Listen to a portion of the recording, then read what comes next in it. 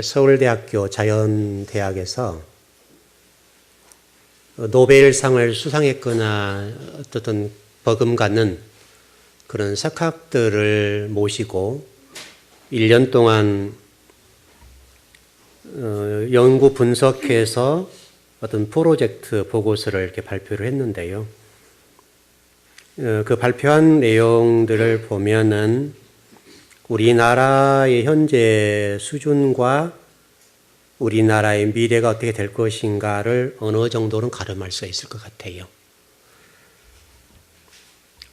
이분들이 어떤 연구 보고한 어떤 핵심이 뭐였냐면 교수들이었습니다. 학생들이 아니라 어떤 자연계열의 대학 교수들을 대상으로 어떤 프로젝트를 보고를 했는데 이런 결론을 맺었습니다.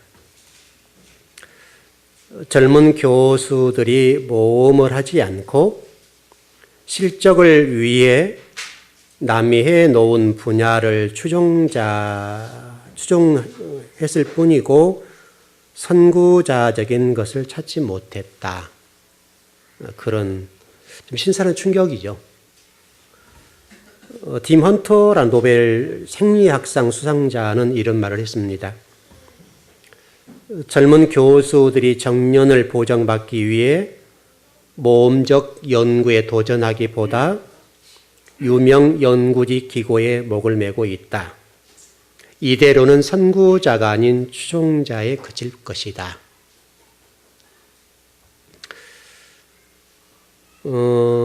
코이카이 미국 펜실베니아 대학교 와튼스쿨 교수는 이런 얘기를 했습니다.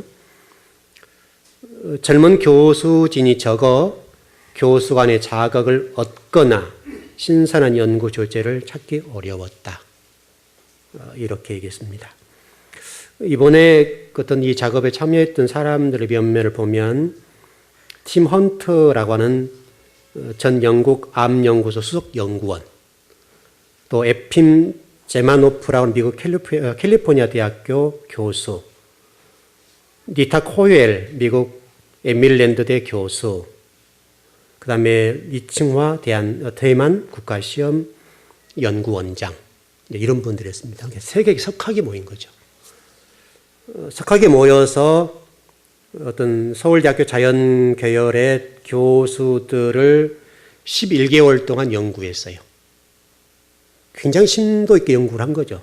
여러분, 한두 달이 아니라 11개월 동안 교수들이 연구 논문 또 학생들을 면담하고 다양한 방법으로 인터뷰를 해서 결론을 맺었습니다. 이 평가단은 최종 보고서에서 이런 결론을 맺었습니다.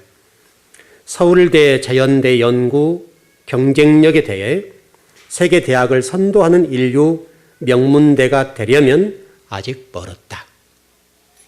아픈 얘기죠. 그 평가단이 왜 그런 결론을 맺었는가에 관한 이유로 경직된 연공 서열식 교수 채용, 승진, 시스템이 연구 역량 발전을 가로막고 있다.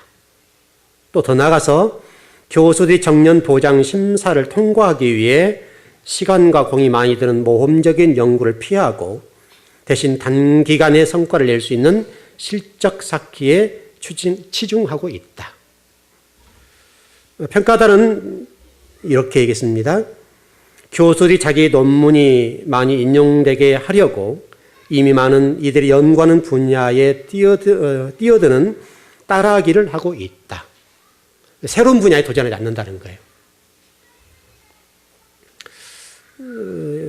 여러분 어떻게 좀 들으신지 모르겠는데 서울대 학생들이라 본다면 그를 가르치는 교수들이니까 학생들이잖아요. 결국 학생들이 문제인데 우수한 두뇌들을 집합시켜놓은 장소잖아요. 그래서 우리나라에서는 최고의 수재들이 모여있는 장소잖아요. 그 학생들의 미래를 보면 우리나라가 어느 정도 발전할 것인가 이걸 볼 수 있는 건데 이 우수한 두뇌들에게 지금 미래를 맡겨야 되겠고 미래의 어떤 다양한 분야들에 관해서 연구토록 해서 나라의 발전을 도모해야 되겠잖아요. 그렇다고 본다면 이 문제는 우리나라의 미래의 문제일 뿐만 아니라 우리나라가 어느 정도 발전할 것인가에 관한 문제입니다. 저는 그런 측면에서 우리나라 미래가 참 어떻게 될까 좀 그렇습니다. 여러분들은 어떻게 들으신지 모르겠습니다만은 이제 교수들이 경직되고 도전적인 어떤 연구를 하지 않고 그 상태에서 아이들을 가르치게 되기 때문에 그들이 또 세상에 나와서 일을 하게 될 거 아니에요? 그러면 그들은 또 어떻게 될 것 같아요, 여러분? 결국은 교수들이 배웠던 지식, 범주 안에서 도전해 가겠죠. 그러면 그만큼 세계 경쟁력, 세계 우수한 어떤 천재들, 이런 순애들과 어떤 경쟁을 하게 될 때에 멀리 따라가는 거죠. 멀찌감치 따라간다는 거죠.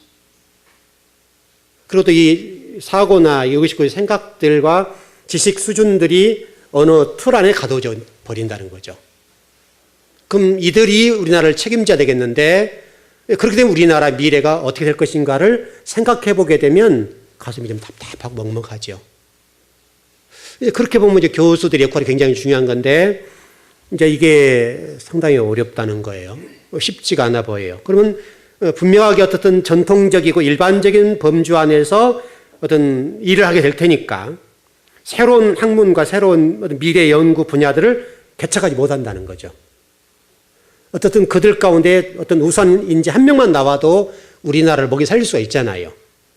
그런데 그런 것들이 이렇게 수면으로 내려가 버린 거죠. 왜냐하면 똑똑한 머리들을 이렇게 잠자게 만들어 버린 거죠. 두뇌를 깨워주고 미래를 도전할 수 있는 이렇게 과제들, 주제들을 이렇게 던져줘야 되겠는데 이런 것들이 안 되니까 결국 이 아이들이 똑똑한 머리를 사장시켜 버리죠. 그럼 사장시키게 되면 똑똑한 머리가 죽어버리는 거예요. 여러분 이해되시죠? 머리는 얼마든지 개발될 수 있어요. 우리 뇌는요, 지금 현재 천재 소리를 듣고 있는 사람들이 거의 한 7%밖에 못 써요. 대부분은 3%를 써요. 97%는 죽이는 거예요. 최고의 머리라고 하는 사람은 7%에서 10%를 써요. 이 사람들이 지금 전 세계를 리드하고 있는 사람들이에요. 결국은 90%는 지금도 못 쓴단 말이잖아요. 우리 뇌라고 하는 것은 무한대예요, 무한대. 지금도 수많은 뇌가 죽어버리잖아요. 쓰지 못하고. 여러분 지금 아마 초미에 보낸 관심사였던 여러분 어떤 이세돌 구단과 인공지능과 여러분 바둑 보셨지요? 저는 좀 유심히 봤습니다. 제가 공부하다가 시간을 내기 쉽지 않았지만은 제가 일부러 좀 많이 봤습니다. 제가 바둑을 전혀 모르거든요. 바둑을 전혀 모르는 사람인데 이제 어떤 옆에서 해설하는 사람들 또 이런 많은 전문가들 얘기를 쭉 들어봤는데 결론적으로는 바둑을 던졌지요. 3번 다 던졌습니다. 3번 다 완패를 했어요. 여러분 이세돌 구단은요 세계 1등이에요. 여러분 왜 졌을까요? 원인이 뭐죠, 여러분? 적어도 우리가 이거 생각해 봐야 돼요. 이건 우리 문제 얘기하는 거죠. 이세돌 구단이 졌단 말이 아니에요. 지금 어떤 기사는 이런 얘기를 해요. 5판 중에 처음을 다 이긴다고 그랬거든요. 한 판만 이겨도 인간 승리다. 이렇게 지금 결론이 나오고 있어요. 그럼 한 판 이기도 쉽지 않다는 얘기거든요. 지금 오늘도 아마 이런 바둑을 뒤지요. 어제도 제가 봤는데 어제도 완패를 했어요. 근데 조금 뭐가 보였어요. 왜 졌을까를 생각해 보면 바둑계에서 정석이라고 하는 이 두는 점이 있다고 그래요. 그 틀에서 이세돌 구단이 벗어나지 못했어요.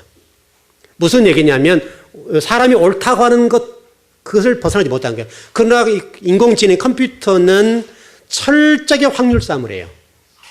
확률. 내가 이기고 제 점수를 더 내냐 못 내냐 철저하게 그 입력되어 있어서 그 싸움을 하기 때문에 우리 인간이 정석으로 생각했던 거 두지 않고 이 바둑을 둠으로 내가 점수가 많이 나올 거 못 나올 것이냐, 점수를 낼 것이 뭘 것, 이것만 계산한 거예요. 그러니까 이세돌 구단이 못 따라가죠. 여러분 그 중국의 구리 바둑 구단이라고 하는 프로 기사가 있어요. 이 친구가 뭐라고 얘기했는가 하면 프로 기사 가운데 5명이 인공지능과 싸워야 이길 수 있다. 5명. 그럼 이세돌 구단이 잘 싸웠다는 말이에요. 굉장히 잘 싸웠어요, 여러분. 잘 싸웠음에 불구하고 그 프로그램 안에는 이미 이세돌 구단이 가지고 있는 정석, 수많은 사람들이 가지고 있는 바둑의 정석들을 다 입력해 놨거든요. 다시 설명하면 프로 기사들이 가지고 있던 어떤 나름대로의 두었던 방식, 이걸로는 절대 못 이긴다는 거예요. 왜? 이미 그것은 프로그램화되어 있고 그렇게 놓으면 어떻게 놓을 것을 이미 다 분석이 끝나버렸어요. 다시 설명하면 이제 이 얘기는 우리가 중요한 얘기인데 그동안에 가지고 있던 고정관념, 어떤 고정의 틀, 고정적인 사고, 고정적인 지식, 고정적인 지식으로는 못 이긴다는 거예요. 그 컴퓨터가 생각하는 것 넘어서 바둑을 두지 않으면 절대 못 이겨요, 이거는. 왜? 이미 굉장히 많은 데이터를 이 컴퓨터가 가지고 있어요. 이세돌 구단이 가지고 있는 포석들을 다 입력해 놨단 말이에요. 그러니까 그동안에 두었던 방식으로는 100% 못 이겨요. 여러분, 이 얘기는 우리 얘기예요. 우리들도 이 세상을 살아감에 있어서 내가 가지고 있는 틀이라고 하는 고정관념, 지식, 사고, 의식구조, 우리 창세기 1장부터 그 얘기 계속 많이 하잖아요. 그걸로는 절대적으로 이 땅에서 리더자는 못 돼요. 다른 사람이 생각하지 못하는 그 너머의 것을 생각해야 여러분 이 땅에서 리더자가 될 수 있어요. 근데 그 사람들은 우리가 사람들을 볼 때 좀 이상한 사람을 평가를 하는데 실질적으로 여러분 이번에 그 인공지능에 바둑을 두었던 모습들을 제가 유심히 볼 때는 이 해설하는 구단, 이게 해설사들, 그 프로 구단들이었거든요. 이 사람들 얘기가 그것은 패착이다 그래요, 패착. 잘못 뒀다는 거예요. 그런데 나중에 보니까 그게 잘 둔 거예요. 그동안의 바둑의 150년 역사를 완전히 뒤집어 버렸어요.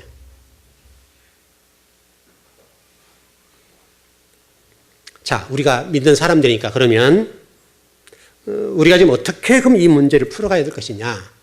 적어도 여러분이 가지고 있는 지식 수준, 또 사고, 의식구조, 내가 생각하는 어떤 경험들, 이것으로 살아가잖아요, 지금. 이런 삶으로는 여러분 절대적으로 다른 사람 위에 설 수 없어요. 다른 사람이 생각하지 않는 것을 가지고 살아야 돼요. 그거 하나만 가지면 돼요, 여러분. 그거 하나만. 그게 어떤 직업이 됐든지 간에 다른 사람이 생각하고 의식하고 그 사람이 어떤 이렇게 가고 있는 그 길을 가면 절대적으로 1등 못해요. 아까 우리 서울대 교수 얘기를 했습니다만은 뒤를 따라갈 수는 있어도 리더자는 못 돼요. 결국 지금 이 시대에 하나님이 지금 이번 바둑을 통해서 말씀하시려고 하는 게 뭘까요, 여러분? 왜 지금 인공지능과 이 인간의 싸움을 통해서 이 일을 끌고 가시냔 말이죠. 하나님이 이 일을 통해서 우리에게 뭔가를 말씀하세요. 여러분 그 고린도전서 12장에 보면 뭐라고 되어 있어요? 은사 중에 최고 은사가 뭐라고 그랬어요? 지혜의 은사, 지식의 말씀, 이게 최고의 은사라고 그래요. 최고의 은사. 모든 지혜와 지식과 모든 보화가 어디에 담겨 있다고요? 그리스도 안에, 십자가 안에 담겨 있다. 여러분 지식의 근본은 여호와를 경외하는 것이라고 했잖아요. 결국은 여러분들이 성경을 부지런하게 읽고 하나님이 주신 은혜와 또 거기에 주신 하나님의 어떤 성령의 감동함과 어떤 좋은 아이디어들이 여러분의 무한대로 제공될 수 있어요. 무한대로. 여러분 그래서 성경의 말씀을 부지런히 읽고 탐구하게 되면은 그 안에서 여러분이 생각하지 못했던 고차화됐거나 또 고정화되는 지식을 넘어서서 하나님 뭔가를 말씀해 주시겠다는 거예요.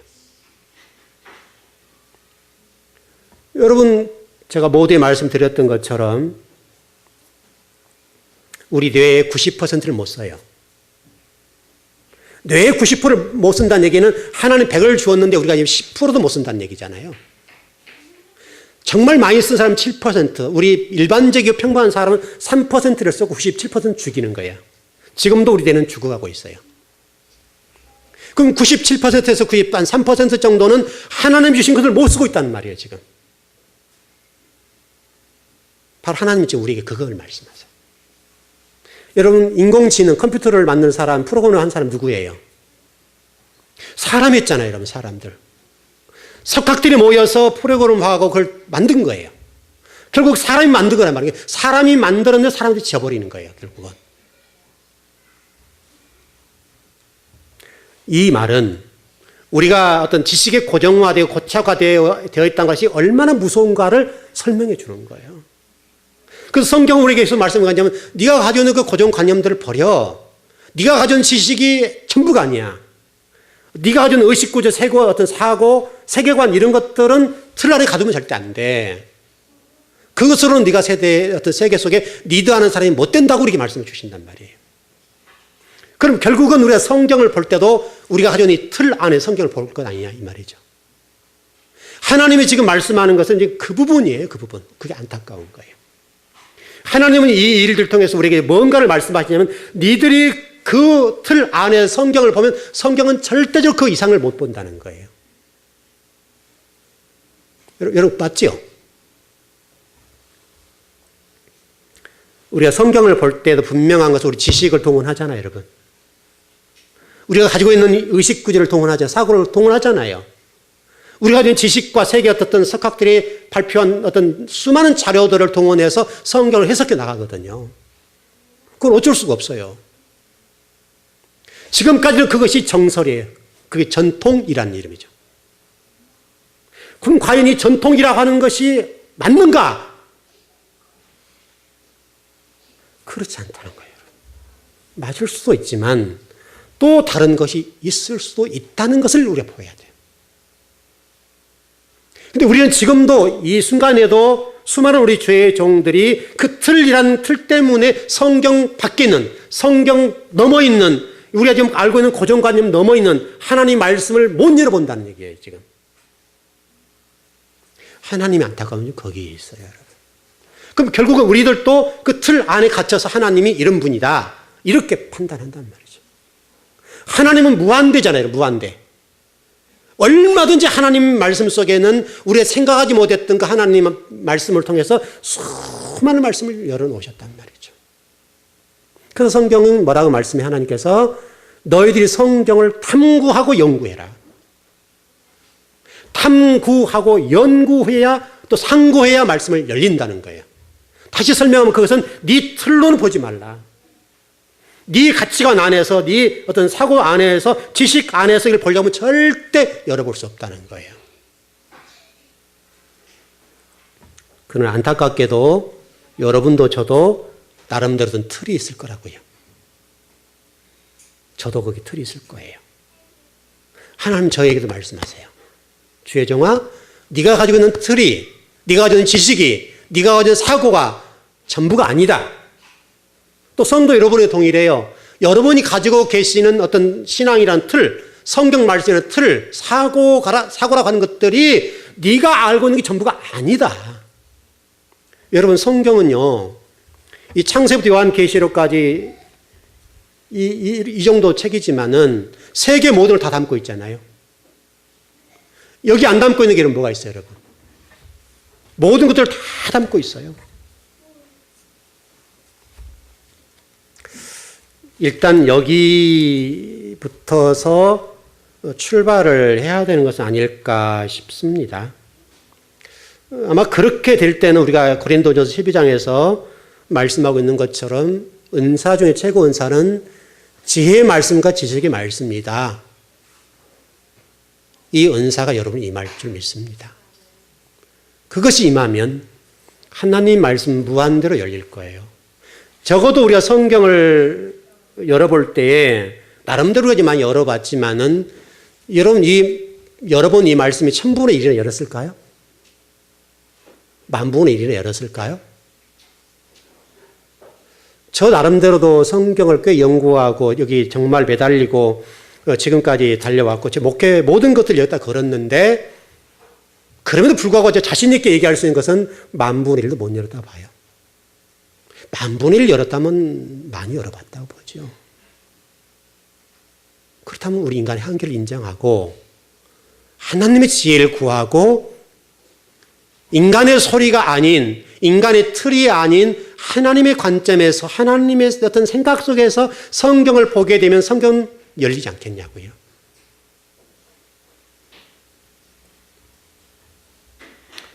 저는 지금도 하나님의 말씀은 무한대로 열린다고 봅니다.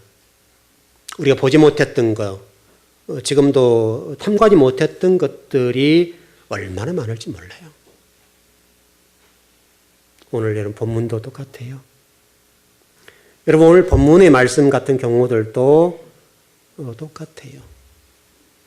우리에게 어떤 고정화된 지식, 고착화된 지식 안에서 보고 있거든요.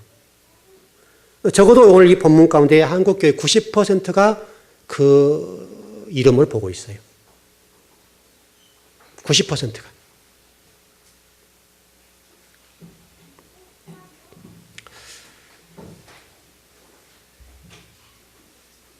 대부분이 이 흰말이라고 하는 거 우리 지금 흰말이 좀 들어가서 공부하는데 오늘 좀 마무리를 하자고요.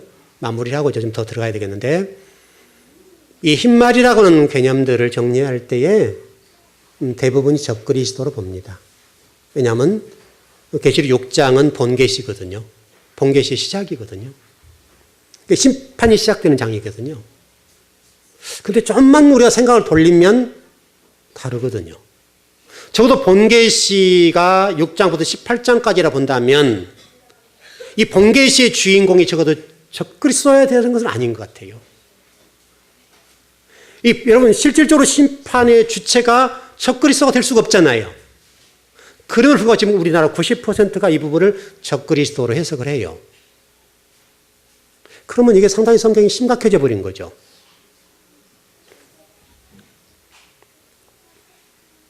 우리가 이 적그리스도가 화를 가졌다고 하는 부분 때문에 상당히 좀 논란이 있고 한국 신학에서 이 문제를 풀어야 되는 문제인데 활이란 개념들을 적그리스도 가졌다라고 본단 말이죠.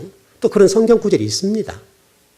분명히 있는데 그러나 성경 가운데 또 다른 성경들을 보게 되면 활을 가진 부분에 관해서는 예수 그리스도가 가지고 있는 분이 있다라고 얘기한단 말이죠. 우리가 성경을 부분적으로 볼 것이 아니라 전체 안에 성경을 보고 성경 전체 흐름 속을 봐야 되겠잖아요. 그러니까 성경이라고 우리가 경제적인 용어로 보면 숲과 나무를 봐야 되겠죠. 나무만 보면 숲은 못 보겠죠. 지금 90%가 적그리스도로 보는 것은 숲을 보지 못하고 나무만 보이기 때문에 그래요. 왜냐하면 성경이라고 하는 것을 다 알 수 없기 때문에 전체 그림 속에서 한 부분 이렇게 해석하면 하자가 없지요. 여러분 맞지요? 그러나 이 나무를 보고 전체 숲을 못 보면 해석이 아무리 옳다 하더라도 잘못 볼 수 있잖아요. 전체 우리 세상의 지금 흐름을 보고 그 가운데 지금 어떻게 우리가 가야 될 것이냐. 여러분 이 문제를 풀어야 되겠죠, 여러분. 이번에 바둑과 인공지능의 문제도 여러분 그런 문제예요. 여러분 인공지능의 이 문제는 여러분과 저에게 유익을 주고 있는 것이죠. 그러나 그 부분이 우리가 상당히 생각을 많이 해야 된다. 우리 인간이 가지고 있는 지식이라고 하는 것이 얼마나 그런가 그걸 볼 수 있어야죠. 활이라고 하는 개념은 우리 성경 창세기로 좀 넘어가 보게 되면 이것은 분명히 무지개라고 되어 있죠. 그래서 제가 활이라는 개념으로 정리했는데 여러분 그 노아 홍수 이후에 하나님께서 이스라엘 백성과 언약할 때에 다시는 너희를 심판하지 않겠다 하고 무지개를 주었죠. 이게 무지개입니다. 여러분 무지개라는 개념이 뭐 7색깔 무지개인데 이 무지개가 이렇게 되어 있습니다. 이렇게 되어 있기 때문에 화살이 위를 향했어요. 다시 쏘지 않겠다는 얘기예요, 이 말이. 그러나 성경은 이 부분에 대해서 쏘지 않겠다고 말씀하셨음에도 불구하고 너희들이 언약을 어길 때는 그 화살을 돌리겠다는 거예요. 활을 돌린다는 말이에요. 지금 그 말씀을 우리가 놓치면 안 될 것 같아요. 여러분, 예수 그리스도는 우리가 초림하셨을 때에 나약하고 연약한 주님이셨습니다. 그러나 여러분, 하나님께서 이 땅에 심판권을 누구에게 주셨는가를 보면 여러분들은 상황이 달라져요. 이 세상의 모든 심판권에 관해서 하나님이 주신 것은 예수 그리스도에게 주셨다고요. 여러분, 이 땅을 마지막 심판할 때 하나님이 심판한 것이 아니라 예수 그리스도께 심판하세요. 그래서 이 활 문제는 중요해요. 이 활이 이렇게 되면서 이제는 우리에게 공격하겠다는 거예요. 다시 설명하면 이제는 나약한 예수님이 아닌 그리스도로서 저와 여러분들에게 공격하시겠다는 거예요. 뭘 공격하겠다는 거예요? 하나님의 말씀을 가지지 않는 자에 관해서는 공격하겠다는 거예요. 다시 설명, 지금 제가 모두에 말씀드렸던 것처럼 인간의 지식과 인간의 하던 사고와 인간의 틀 안에 갇혀져 있는 그거에 대해서는 철저히 공격하겠다는 거예요. 여러분, 나중에 우리가 계시록을 제가 풀어드리겠습니다만은 이 문제는 심각한 문제예요, 여러분. 자, 수요일과 금요일에 좀 말씀을 드렸었는데 그 부분에 관해서 하나님 말씀하신 것은 흰 말이 나중에 청황색 말이 되어서 그 청황색 말은 우리 죽음이거든요.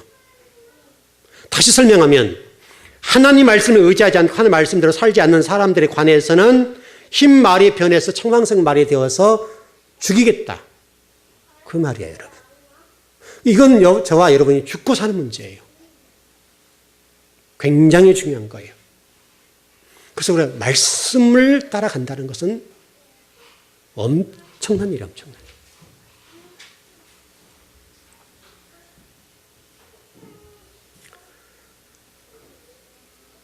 좀 정리해보면,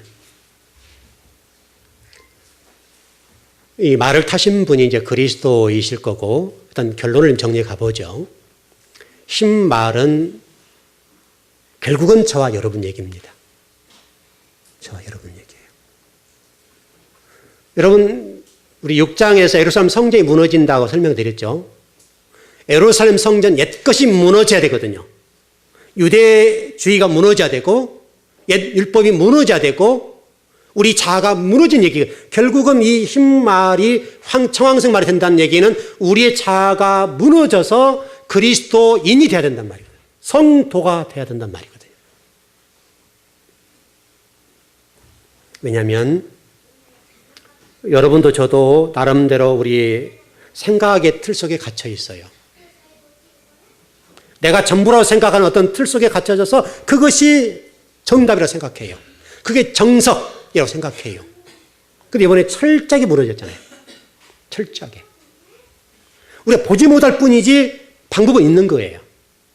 그동안의 프로 기사들이 못 본 것을 지금 인공지능을 보고 있는 거예요. 그러니까 지는 거죠. 여러분, 지금 그 문제예요, 그 문제. 그러니까 우리가 지금 가지고 있는 생각의 틀이라고 하는 속에 하나님이 이런 분이다. 우리 나름의 고정값이 있어요. 하나님은 이런 분이야. 그러니까 자, 여러분, 누차 말씀드리는데 하나님이 A라고 봅시다. 그냥 간단하게 얘기해서 A, 이분이 하나님이세요. 근데 우리가 지금 생각하는 하나님은 어떤 분이냐면 A 다시 A 뭐 2 다시 이런 식으로 A 다시가 하나님일 것이다. 이런 생각을 가진단 말이에요. 그리고 이 A 다시가 하나님이라고 철저히 믿어버리는 거예요. 그럼 결국은 하나님이 아니에요. 하나님이 아닌 하나님을 믿는 거예요. 하나님이 바로 이 문제를 설명하는, 네가 믿는 것이 맞는가 확인해라. 네가 지금 따라가는 그 하나님이 정말 진짜 하나님인가를 확인해라. 그 말이잖아요. 왜? 말씀을 통해서 우리 말씀해 주시니까.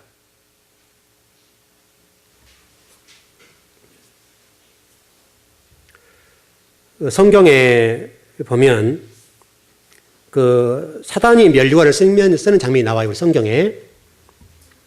사단이 면류관을 쓰는 장면이 나오는데 그게 대해서 뭐라고 되어 있냐면 헬라어 단어에서는 짝퉁 면류관 이렇게 되어 있습니다. 가짜 면류관. 같은, 비슷한. 여러분, 같은이라는 말과 비슷한 말은 정답이 아니죠. 자, 이게 맞는 거라 본다면 또 다른 뭐가 있어요. 이거 같은 것이죠.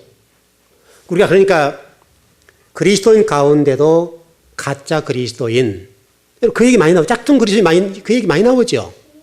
그 얘기예요, 그러니까. 멸관을 쓰기는 썼고 왕은 왕인데 가짜 왕이다. 예수 그리스도와 비슷한 왕, 같은 왕, 이 부분을 계시로 설명해요. 그걸 짝퉁이라고, 짝퉁. 여러분 보세요. 정말 정품, 정말 그 브랜드 있는 제품과 짝퉁과 관계를 볼 때 비슷해, 안 비슷해요? 비슷한데 그럼에도 불구하고 이건 짝퉁이죠. 그런 짝퉁이 있다는 거예요. 그러니까 우리가 그동안에 신앙생활 하면서 짝퉁 하나님을 믿고 있을 수도 있다. 내가 신앙하는 그 대상이 가짜 하나님일 수도 있다. 왜? 하나님 말씀을 잘못 배웠거나, 잘못 사고했거나, 잘못 지식을 동원했거나, 내가 어떤 잘못된 방법을 배웠거나, 알거나 깨닫거나 하면 전혀 다른 하나님일 수 있다는 거예요. 그런 그리스도에 관해서는 우리 주님께서 뭐라고 말씀하시는가 하면 내가 청황색말로 다스려서 지구의 4분의 1을 죽이겠다. 여러분이 계시록 6장 8절이 나왔어요. 그럼 이 얘기는 심각한 얘기죠.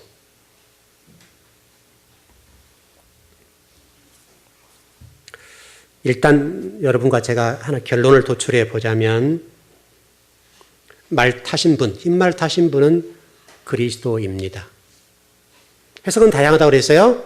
또 우리 한국교회의 90%는 적그리스도로 해석을 한다고 그랬어요. 그러나 우리는 일단은 본계시의 출발은 주체가, 주인공이 그리스도에 맞다고요. 그렇게 보는 것이 옳다. 그리고 흰말이라는 관점은 흰말은 상징적인 것이니까, 그럼 상징이에요. 예를 흰말하면 흰말, 뭐 붉은 말, 검은 말, 뭐 청색 말 얘기하는 것이 아니라 우리예요, 우리. 하나님 말씀을 잘 따라가는 사람을 흰말이에요. 그 안에 다시 하나님이 저와 여러분들을 통해서 하나님의 복음을 전하고 전쟁을 선포하고 하나님 나를 만들어가는 주인공으로 삼고 싶다 그 말이에요. 그분 여러분이어야 된다고요. 그런데 그 말씀에서 살지 못한 사람들에 관해서는 어떻게 되는가 하면 붉은 말이 되고 검은색 말이 되고 청황색 말이 되어서 결국 그가 죽게 된다 그 말이죠. 심판을 당하게 된단 말이에요.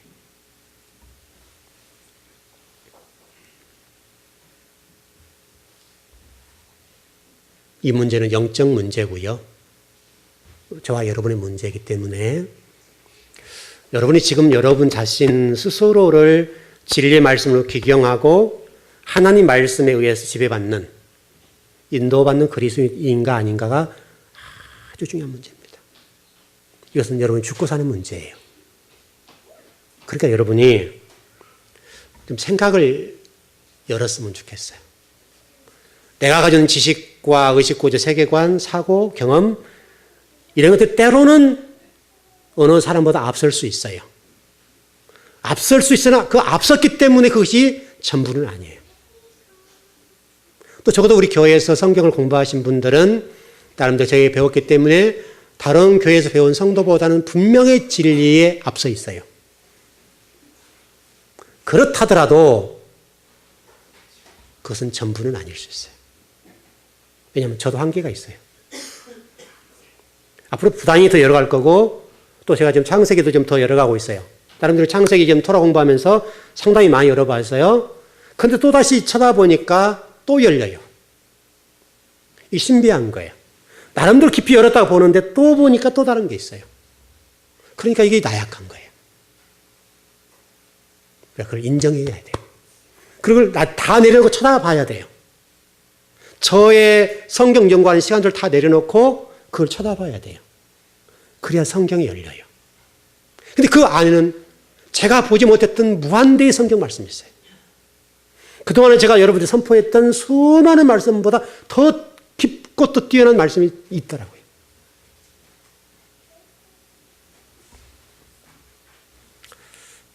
좀 정리를 해보겠습니다.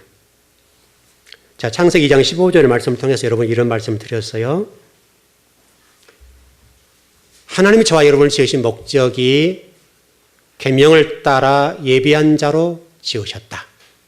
이건 아주 중요한 문제. 경작하다라고 하는 단어들 때문에 그렇게 해석을 합니다. 여러분, 에덴 동산에서 농사지으라 이런 부른 게 아니에요. 아벨을 농사지은 첫 것들을 드렸기 때문에 하나님 받으신 거 아니에요. 그런 문제가 아니라고요. 뭐 가인과 아벨 사이에 어떤 제물을 드리냐, 이것은 중요한 문제가 아니에요. 중요한 것은 그게 뭘 말씀하신가 하면 저와 여러분을 진리 말씀을 따라 어떤 계명을 따라서 예비하는 자로 부르셨다는 거예요. 이게 인생의 결론이고 성경의 결론이에요.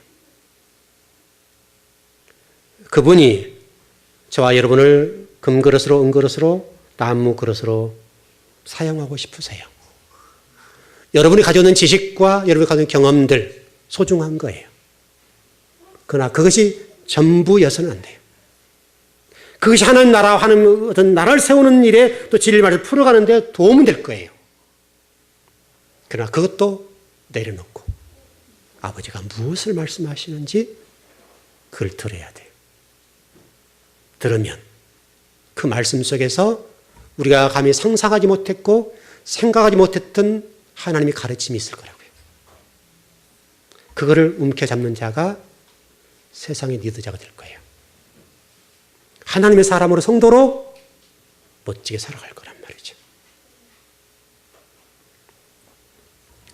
오늘 즐거운 교회를 통해서 우리에게 들려주신 이 음성을 듣고 우리를 내려놓고 진리 말씀을 보장하고 하나님 말씀을 가까이 하고 그 가까이 말씀에서 하나님의 음성을 듣고 그 안에서 세상을 보고 그 세상을 본 속에서 하나님의 사람으로 복음을 전하고 능력을 행하고 많은 사람을 그리스도로 인도하는 여러분이 되시길 축원합니다. 예, 기도하겠습니다.